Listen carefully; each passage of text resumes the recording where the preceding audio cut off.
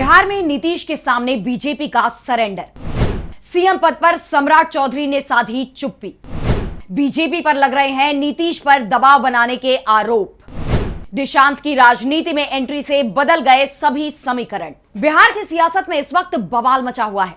एक तरफ एनडीए में सीएम पद को लेकर खींचतान मची हुई है, वहीं दूसरी तरफ महागठबंधन इस पूरी लड़ाई को दूर खड़ा होकर देख रहा है, मौके की तलाश में है और मौका जल्दी ही मिलेगा, क्योंकि बीजेपी हड़बड़ी में बहुत बड़ी गड़बड़ी करती दिखाई दे रही है।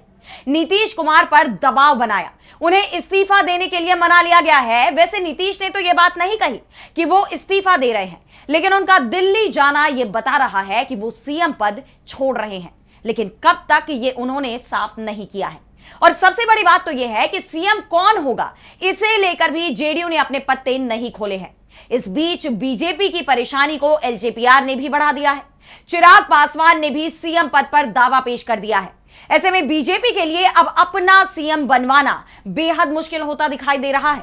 और बिहार एनडीए में सीएम पद को लेकर तेज होते इस टकराव को लेकर आज हम अपनी स्पेशल रिपोर्ट में करेंगे बात। नमस्कार, मैं आराधना। तो शुरू करते हैं हमारी एक खास रिपोर्ट और बात करते हैं बिहार की सियासत में चल रही इस उथल पुथल की।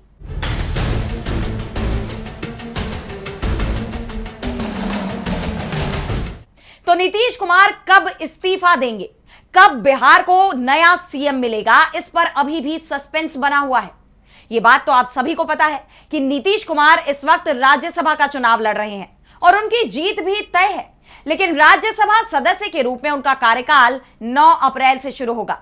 ऐसे में नीतीश कुमार 8 अक्टूबर तक अगर चाहें तो बिहार के सीएम भी बने रह सकते हैं, लेकिन ऐसा होगा नहीं, क्योंकि बीजेपी का दबाव है नीतीश कुमार पर इस्तीफा देने का और इसी दबाव के चलते वो राज्यसभा जाने को तैयार भी हुए हैं।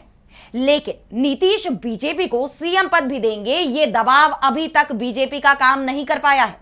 हाल ही में ललन सिंह ने कहा था कि बिहार में सीएम कौन होगा, यह फैसला नीतीश कुमार को ही करना है।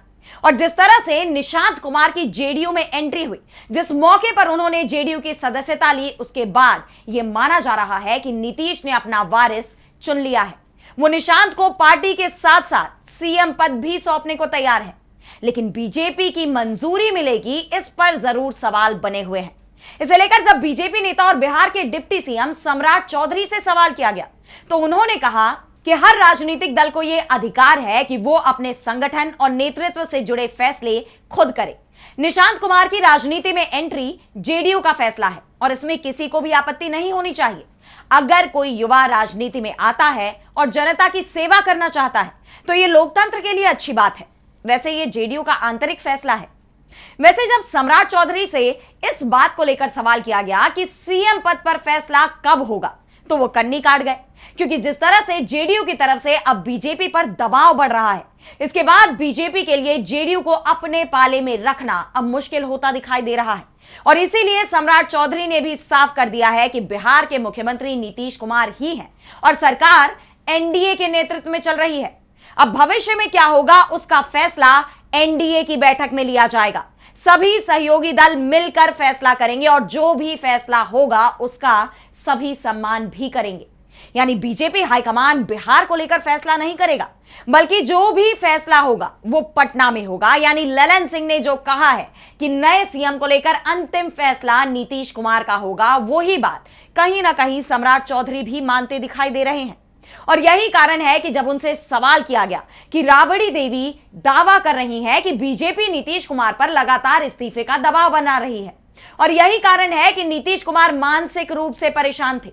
वैसे अब यह बात जेडीयू के अंदर से भी कही जा रही है कि बीजेपी की नजर सीएम पद पर है, लेकिन यह कुर्सी जेडीयू की है और जेडीयू के ही पास रहेगी। यह भी पार्टी ने साफ कर दिया है कि बीजेपी हाईकमान इस पर फैसला नहीं करेगा, बल्कि फैसला तो नीतीश कुमार ही करेंगे।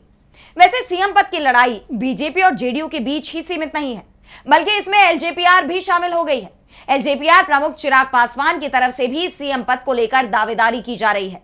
एलजेपीआर के विधायक संजय पासवान से जब इस पर सवाल किया गया कि सीएम पद किस दल के हिस्से जा रहा है, जेडीयू के पास या फिर बीजेपी के पास, तो संजय पासवान ने जो जवाब दिया उसे लेकर अब कई सवाल खड़े हो गए हैं।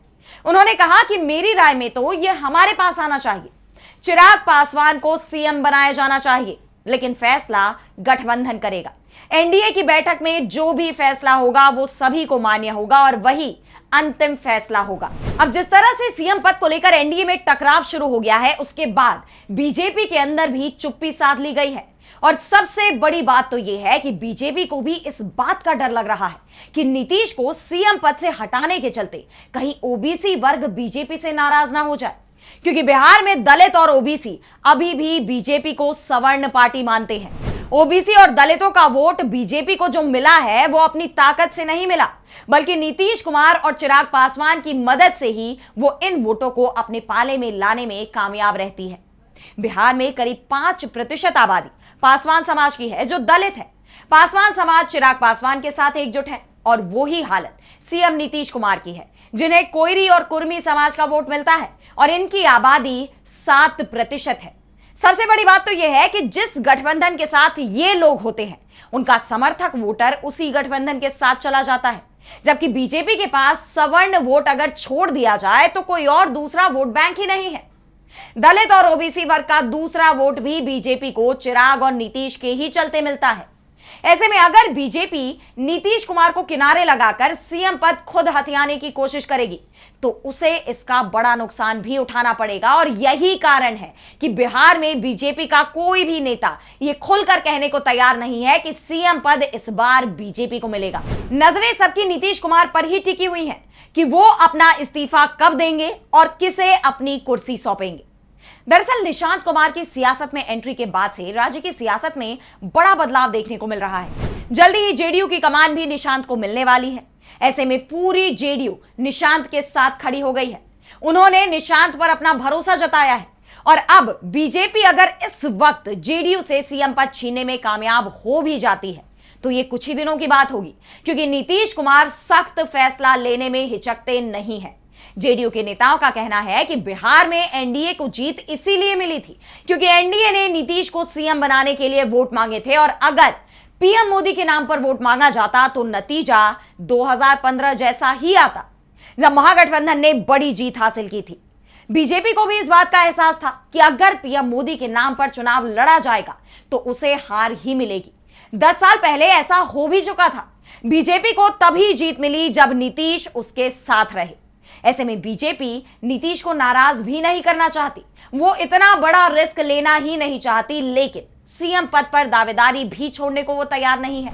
मगर जिस तरह से पहले जेडीयू और अब एलजेपीआर की तरफ से सीएम पद को लेकर दावे किए जाने शुरू कर दिए गए हैं, उसके बाद बीजेपी की चिंता भी बढ़ती दिखाई दे रही है। अब दावा यह किया जा रहा है कि बीजेपी के राष्ट्रीय अध्यक्ष नितिन नबीन लगातार नीतीश कुमार के संपर्क में बने हुए हैं।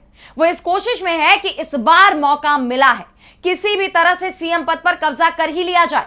लेकिन जेडीयू को भी इस बात का एहसास है कि एक बार सीएम पद बीजेपी के पाले में चला गया तो फिर जेडीयू का शायद कभी भी सीएम नहीं बन पाएगा, क्योंकि हर साल जेडीयू का कोटा एनडीए के अंदर कम ही हो रहा है, लेकिन बीजेपी के कोटे पर कोई असर नहीं पड़ रहा। अब ऐसे में बिहार में सीएम पद को लेकर आगे सियासत क्या मोड़ लेती है, इस पर हमारी नजरें रहेंगी। लेकिन फिलहाल आज स्पेशल रिपोर्ट में इतना ही। कैसे लगे आपको रिपोर्ट हमें कमेंट सेक्शन में बताइए और अब इसी के साथ मुझे दीजिए इजाजत। देश दुनिया की तमाम बड़ी खबरों के लिए आप देखते रहिए डीबी लाइव। नमस्कार।